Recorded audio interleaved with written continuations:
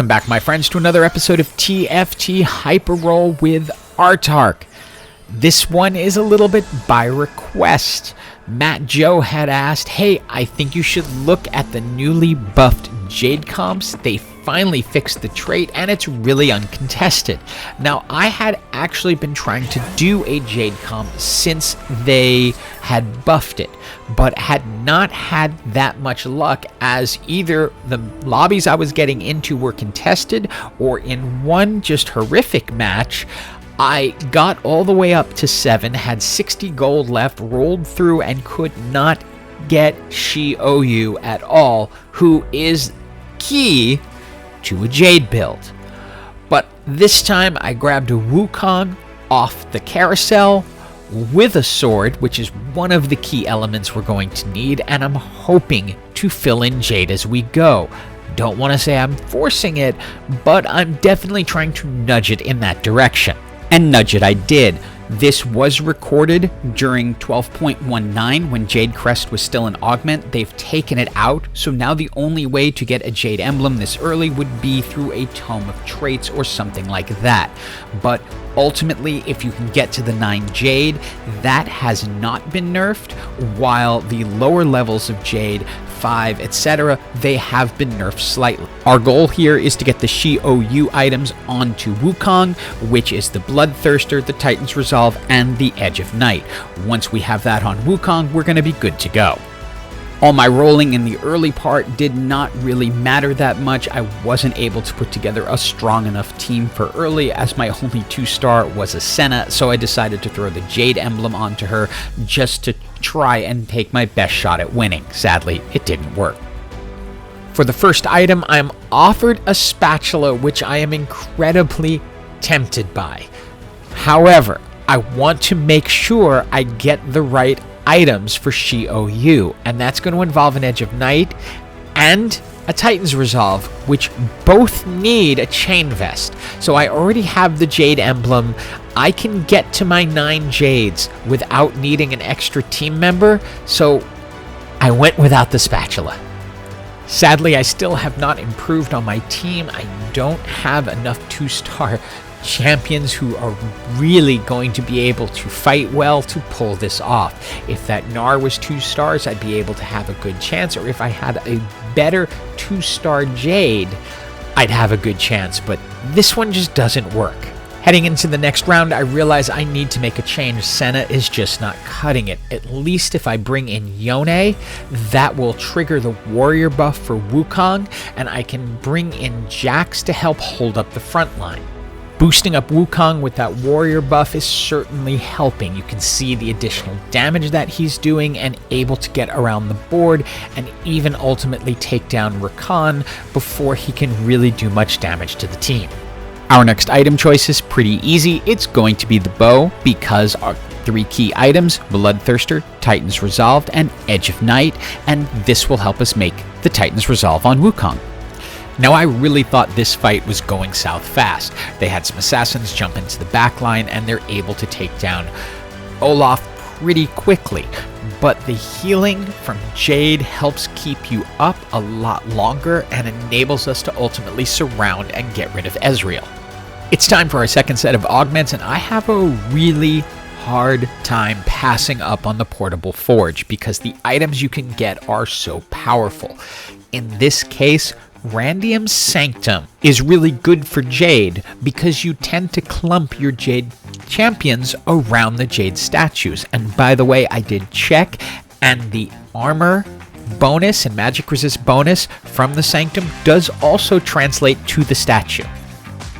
So one of the tricks to playing Jade, and it's not necessarily something I'm good at because I don't play it that often, but you're using your statues as 1 part healing vessels and also 1 part target dummies. You can see it works really well in this case because Zippy becomes obsessed with the statues rather than the champions, ults onto them and allows us to win. So the NPC round gave me 2 BF swords, which is more than enough. I just needed 1 more to make Edge of Night on Wukong. I go ahead and pick up the chain vest here so that I can put a Sunfire cape onto Gnar. Since Gnar is going to jump into their backline, knock everyone up, it'll also be nice if he sets some people on fire while he's there. Now normally stage 6 is a very awkward stage for Jade because you're stuck at 4, you're not likely to pick up Xiaoyu until 7, so you're kind of caught between different forces. But because I got the Jade emblem, I'm able to be up at 5, so I can win these fights much more easily. I brought in a Braum only because that is helping to enhance our Olaf, who is just serving as our additional Jade champion right now. Ultimately, once we find Xiaoyu, which is why I'm not rolling any gold, I'm waiting for 7, everything's going to be changed up. It's time for our final augment, and I'm tempted by Dragon Imperialist because ultimately Xiaoyu is going to be the core of this team, but I decide to roll it in the hopes of getting something better, and then I just want to take it back because nothing here is really that exciting for a Jade build. I just end up ultimately going with the cybernetic shell because it'll give me a little additional armor, which will help with the healing. So because I spent so much time hemming and hawing over which augment to take, I didn't have time to do my roll to try to find Xiaoyu and reset my team. So I just grabbed whoever, in this case it was a Silas, and just got him onto the board and hoped that maybe I could win while I rolled, but nothing really worked out. It is Treasure Dragon time, and I really kind of want for nothing. So I'm more interested in just getting more gold so that I can roll through it. So I'm going to go ahead, take the first offering, and now I'm on a desperate search for Xiaoyu so I can reset this team. I'm picking up any dragon I can, I finally get Xiaoyu, and now we have to reset everything. So Silas can come out. Goodbye, Silas. Get out of there. Okay, and what we want to do is switch the items from Wukong over to Xiaoyu because those are the perfect items for him. Okay, and I hear a couple of my friends groaning right now, so let me just explain. I know I can wait until after I've done my rolling to put the items on and set everything up properly, that it's better to do it that way. Don't ask me why. This is the way I've kind of always done it, and it's worked for me. So yeah, if you actually want to get into tournaments, or if you want to make it to the absolute highest levels, wait until the next match has started and you have several seconds to put the items onto the champions. Now ultimately, I know I'm going to need a 2-star Xiaoyu to even have a chance to win this thing overall. Right now there's still someone with 20 health. So at this moment I am holding my gold. I'm willing to take this loss if that's what it comes to, and I'm pretty sure that's what it's going to come to in order to roll for my 2-star Jade Dragon. I also am hoping to maybe get a Soraka so that I can finish off and get to 9 Jade. And I will show you this, that even before I get into the NPC fight, I do find a Soraka, so I now have the full 9 Jade. I'm starting to have flashbacks to other Jade games I've played because, as you see, I still have not gotten a second Xiaoyu. I go ahead, grab the blue buff for Karma because she can just lob death from beyond. I load a bunch of items onto Soraka and just reforge them and hope I can get some stuff that'll really work for this team. There's nothing really that exciting. And now I just want to reiterate the point I made just before. I go ahead and take the time to put the items onto Jax. Then I roll. And I ultimately, through rolling, find my 2-star Xiaoyu. If I had done things in the opposite order, that 2-star would have been out there. But again, I've kind of gotten used to it this way. It's not the right way, but it gets me where I need to go most of the time. If you're just starting out or not a complete creature of habit like me, take this as a lesson that it's better to do things in the other order, although here it worked out fine.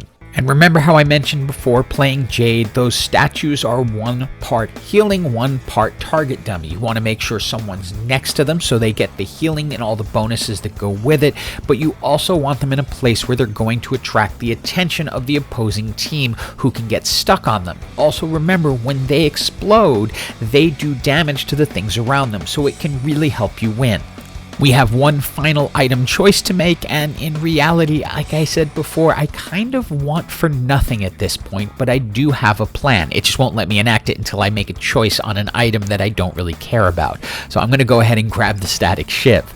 I want to put Yasuo in, and the reason is because that will give me Dragonmancer along with Karma. So he can be the Jade warrior that is helping to enhance Wukong, but also now we can have a Dragon Blessed champion, which will just so happen to be Yasuo. And we'll see if maybe after watching this video back and having seen myself make the same mistake now 3 or 4 times, I will learn to wait to put items on, because I would have had a 2-star Yasuo in this match, which would have been Dragon Blessed and would have made this win very, very easy. But instead, this gets stretched out until the last possible second when Xiaoyu is responsible for getting rid of Jace and then the little rat. And thankfully, that brings us into the top 4. And actually, it's top 3 because so many people were eliminated in that last fight. You also may have noticed I brought Jace into the match. That is to enhance the shapeshifter buff for Gnar, since he is really serving as our main tank. To give him more health is going to be incredibly useful. Getting that Dragon Blessed 2-star Yasuo is absolutely helping. As you can see, he's leading the team in damage. So the team we are against is a Mirage Warrior team. They're heavily frontline, so I keep a couple of my statues up front. Really, no reason to change anything. I think I have this pretty easily, especially since I got lucky and got that 2-star Dragon Blessed Yasuo. I also ended up being able to find the perfect Xiaoyu items early on, and so I was able to transition over to her pretty easily. But ultimately, that 2-star Yasuo really helped, but if you look at the damage charts on this final fight, it's Xiaoyu for the victory.